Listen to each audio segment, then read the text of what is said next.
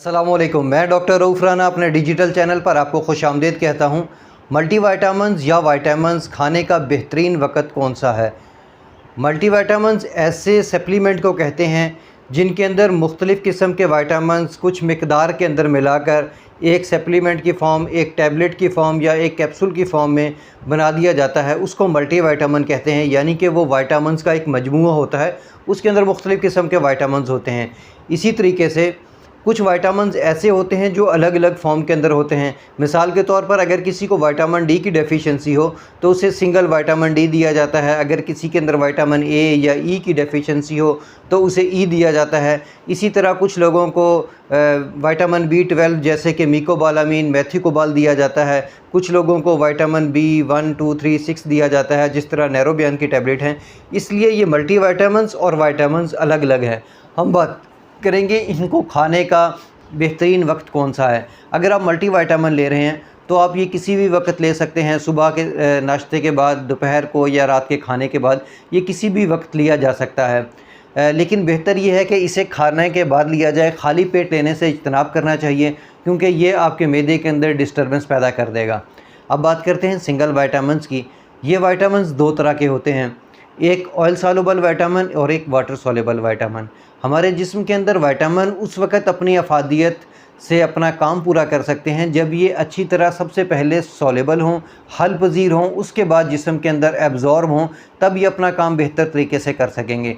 इसके लिए हमें देखना पड़ेगा कि कौन से विटामिन किस चीज़ में सॉल्युबल हैं। अब हम बात करते हैं फ़ैट सॉल्युबल विटामिन की। ऐसे विटामिन होते हैं जो ऑयल के अंदर, फ़ैट्स के अंदर सॉल्युबल होते हैं। जब ये फ़ैट के अंदर सॉल्युबल होते हैं तो फिर ये अच्छे तरीके से हल पजीर होते हैं और जिस्म के अंदर अच्छे तरीके से एब्जॉर्ब हो जाते हैं। इनके अंदर vitamin D, vitamin E, vitamin के, विटामिन ए, ये ऐसे विटामिन हैं। इसी तरह ओमेगा 3 फैटी एसिड जो हैं वो भी ऑयल सॉल्युबल हैं। ये ऐसे विटामिन्स होते हैं जो ऑयल के अंदर सॉल्युबल होते हैं। इनको खाने का बेहतरीन वक्त ये होता है कि आपने उस वक़्त खाना है जब आपने कोई मुरगन ग़ज़ा खाई है, या आप इसको दूध के साथ खा सकते हैं, या अगर अपने खाने के अंदर नट्स का इस्तेमाल कर लेंगे तो वो भी इसके एब्जॉर्प्शन के लिए बेहतर होगा। इसको समझने का आसान तरीका ये है कि ये विटामिन्स एक सॉफ्ट जेल कैप्सूल के अंदर होते हैं जिसके अंदर ऑयल मौजूद होता है। आपको देखने से ही अंदर नज़र आ रहा होगा, जिस तरह एवियन कैप्सूल होता है या इंड्रॉप डी कैप्सूल होता है, आपको देखने से नज़र आ रहा होगा ये सॉफ्ट सा कैप्सूल है और इसके अंदर ऑयल है। तो आप समझ सकते हैं कि ये ऑयल सॉल्युबल विटामिन है। तो इनको किसी मुरगन ग़ज़ा के साथ खाना है, दूध के साथ खाना है या किसी नट्स के साथ खाना है। इस तरह इनकी एब्जॉर्प्शन ज़्यादा होगी और इनकी काम करने की जो सलाहियत है, जो मतलूबा हमने इससे फ़ायदा लेना है, वो ज़्यादा हम ले सकते हैं। अब हम बात करते हैं वाटर सॉल्युबल विटामिन की। वाटर सॉल्युबल विटामिन में विटामिन सी है, विटामिन B1, 2, 3, 6, 7, विटामिन B12, इस तरह मल्टी जो है विटामिन बी कम्प्लेक्स जो है। इसके अलावा विटामिन सी है, ये वाटर सॉल्युबल विटामिन है। इनको आप किसी भी वक्त ले सकते हैं, लेकिन दूध के साथ इनको लेने से इज्तनाब करना चाहिए क्योंकि अगर हम इन विटामिन्स को दूध के साथ या किसी फ़ैट के साथ लेंगे तो इसकी जो सॉल्युबिलिटी है वो कम हो जाएगी और इसकी एब्जॉर्प्शन कम होगी। तो बेहतर ये है कि खाने के आधा पौने घंटे बाद आप इसको ले सकते हैं।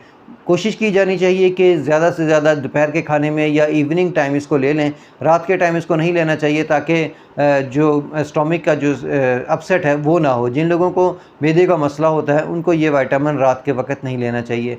इसी तरह फोलिक एसिड की बात करें तो फोलिक एसिड भी रात को नहीं लेना चाहिए क्योंकि फोलिक एसिड भी अगर हम रात को लें तो सुबह के टाइम जो लोग जिनको मैदे का मसला होता है उनको उबकाई आ सकती है, मतली हो सकती है, कैं की कैफियत हो सकती है, मॉर्निंग सिकनेस उनका ज़्यादा हो सकता है। इसलिए फोलिक एसिड को भी रात के वक्त खाने के साथ नहीं लेना चाहिए। अब बात करते हैं आयरन की। आयरन को खाली पेट लिया जा सकता है और इसके लिए बेहतर ये है कि आप इसको ऑरेंज जूस के साथ लें, लेमन जूस के साथ लें, विटामिन सी के साथ लें। अगर आप आयरन सप्लीमेंट को इसके साथ लेंगे तो इसकी एब्जॉर्प्शन ज़्यादा होगी और ये कब्ज़ नहीं पैदा करेगा। इसलिए जब भी आप आयरन का सप्लीमेंट लें तो इसको विटामिन सी के साथ लें या जूस के साथ लें, थोड़ा सा जो सिट्रिक जूस होता है उसके साथ लें। अब बात करते हैं कैल्शियम की। हमला ख़वातीन को अक्सर कैल्शियम और आयरन दिया जाता है। इन दोनों का कभी इकट्ठा इस्तेमाल नहीं करना चाहिए। अगर आयरन का इस्तेमाल हम कैल्शियम के साथ करेंगे تو اس کی ایبزارپشن کم ہو جائے گی۔ اس لیے ضروری ہے کہ آپ آئرن کی گولی ایک وقت لیں، اس کے اگلے کھانے کے ٹائم کیلشیم کی گولی لے سکتے ہیں۔ کیلشیم اور میگنیشیم، زنک، ان سب کو اگر آپ کے پاس یہ الگ الگ فارم میں ہے تو کوشش کیا کریں کہ اس کو الگ الگ لیا کریں، اور اس کے ساتھ بھی جو ڈائری فوڈ ہیں جیسے کہ ملک ہو گیا، یا دہی ہو گیا، یا کیک وغیرہ ہو گئے، یہ چیزوں کا اجتناب نہیں کرنا چاہیے، اس کا استعمال نہیں کرنا چاہیے۔ یہ چاہیے کہ ان کا استعمال پانی کے ساتھ کریں۔ اگر آپ کیلشیم کا استعمال، زنک کا استعمال، میگنیشیم کا استعمال پانی کے ساتھ کریں گے تو اس کی ایبزارپشن زیادہ ہوگی۔ مجھے امید ہے کہ میری یہ معلومات آپ کے لیے فائدہ مند ہوگی۔ اللہ آپ کو اور آپ کے تمام اہل خانہ کو صحت والی زندگی عطا کرے۔ اللہ حافظ۔